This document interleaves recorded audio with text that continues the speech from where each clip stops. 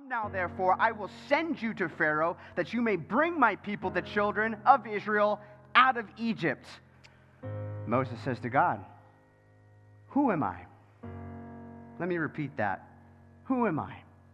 Who am I that I should go to Pharaoh and that I should bring the children of Israel out of Egypt? As I was going over this passage and going over just Moses' life here in Exodus, I think it's very interesting to point out that the last question that Moses was ever asked when he was in Egypt was a question about his identity. Remember? His own countrymen. Who do you think you are? Who made you prince and judge over us? Now look, 40 years later, out in the wilderness, he's still stumbling over this question of identity. Who am I? Who am I? How are you going to use me, God? I'm sure he's thinking, God, you should have come to me 40 years ago.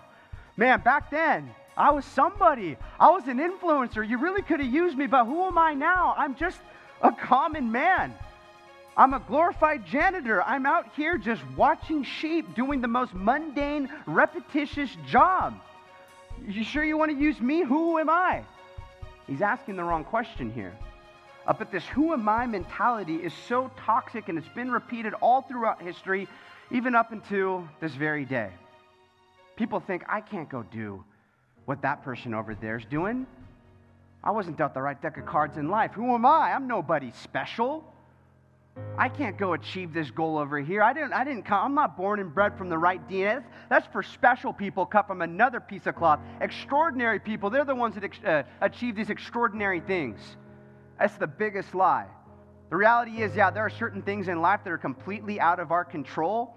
You can't determine the household that you will be born in, some of the circumstances that you're raised under, but that's not the most important stuff. In fact, this is really rooted in the SEAL Creed. The SEAL Creed says the common man with uncommon desire to succeed. These are the guys that make it through SEAL training. I have people come up to me all the time, like, wow, SEAL special, man, like, I could never do anything like that. And it's really not like that. SEAL training is a melting pot. You have people from all different backgrounds showing up for SEAL training. I'll never forget 173 of us together in the very beginning. Instructors come walking into the classroom, and they say, gentlemen, how many of you are willing to die before you quit? Well, guess what? That was the mantra of everybody. We're pounding our chest saying, hoo-yah! He goes, great. This is what I want you to do. Take a mental picture of the person on your left and on your right. In fact, do that with the person in front of you and the person behind you. So I'm looking around, taking a weird mental picture. And he goes, you got him in your minds? Yeah, we got him in our mind. He goes, great.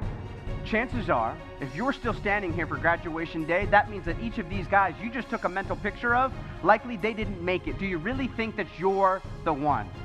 And that's when it just really hit me. I mean, it astonished me, like, wow. We've already gone through some pre-SEAL training together, and we have suffered, we have been beaten together, and I don't see any quitting any of these guys. And now I'm realizing that the majority of the room has got to go, so I'm looking around the room just trying to pick off some guys that I think are going to quit, and I'm struggling to find anybody. I mean, I see this guy, Barth, and Barth's like, this is not one of the guys that's going to quit. Barth is one of the guys that's guaranteed to make it, because Barth, he was cut from another piece of cloth. I mean, this guy was born, and he had the right DNA that produced just the right kind of muscle and stamina to where it was never a question over who's going to get first place. On anything we ever did, run, swim, competition, it was always Barth. He was in such a league of his own that the big question is who's grabbing second place. We know who's getting first place.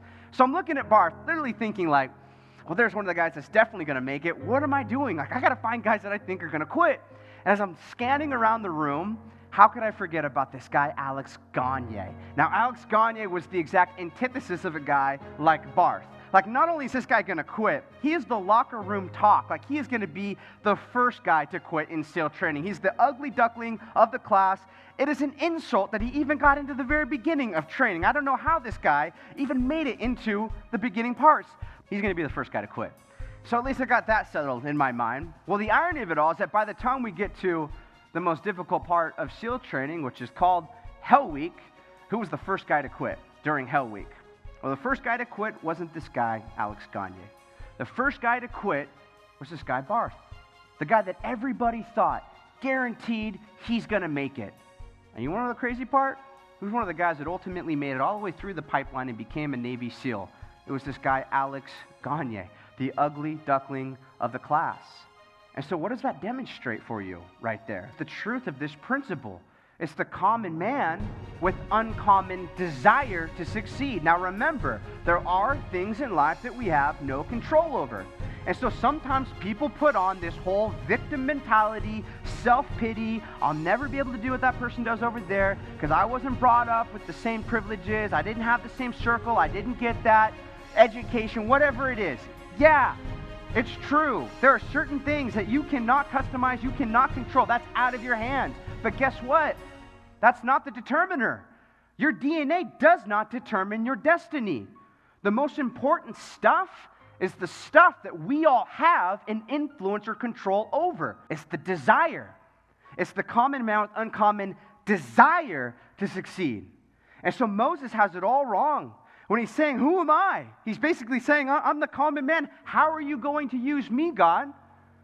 The most important stuff, Moses, is your desire. And he showed some of that good stuff in the beginning. He has a heart towards justice. These are the types of people that God uses. And really, Moses is asking the wrong question. He's asking this question, who am I? When in reality, he should be asking the question, who is my God? There is a people's choice. There is that Barth out there that we all kind of think like that's the one that's going to get picked and used right there. Remember the people's choice back in 1 Samuel? It was King Saul. He was the people's choice. This guy was tall. He had the stature, the look. This is the people's choice. God, he basically says that's an insult to him. Look what he says in 1 Samuel 16, verse 7. It says, for the Lord does not see as man sees. God doesn't look the same way we look at things. For man looks at the outward appearance, but the Lord looks at the heart. He was saying this in comparison to Saul and David. He was the ugly duckling. He was the runt of the litter. Literally not even in consideration to be picked. But look, David had what did he have? He had a heart after God's own heart. And this is what God uses. Is it because of any special ability or special status? No, it's all about that heart, that desire, that mindset. So all God really needs to know is, where is your heart? The eyes of the Lord go to and fro throughout the whole earth to what? Show himself strong on behalf of those whose hearts are loyal to him. So God is basically saying, Moses, don't worry about your resume. Just check your heart. The last thing you were asked in Egypt, it was a challenge to your identity. But it doesn't matter who you are. It matters who I am.